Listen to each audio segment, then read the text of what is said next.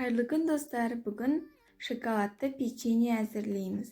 Бұл печенье какаоны жақсы көретін жандарға арналған. Печеньенің ортасы жұмсақ, әрі дәмді болып шықты. Ыдысымызға барлық құрғақ қоспаларымызды қосамыз. Сахарный пудра, ұн, какао, разрыхитель және тұзымызды қосамыз.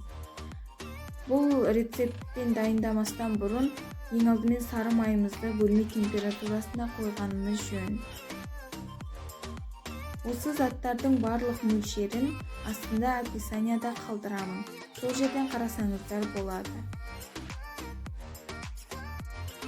Енді кішкене тұзымызды қосып, осы қоспамызды жақсылап араластырамыз.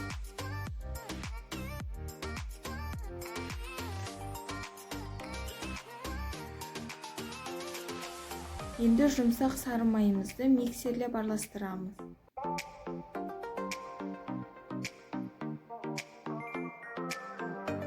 Болған соң үстіне 4 жұмыртқаны қосамыз.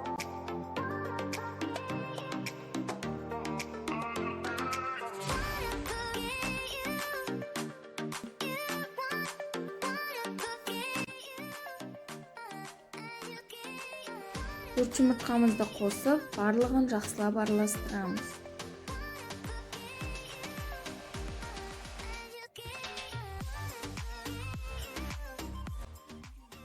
Міне дайын болды. Енді құрғақ қоспамызды кішкенеден қосып отырып, миксерлеп араластырамыз.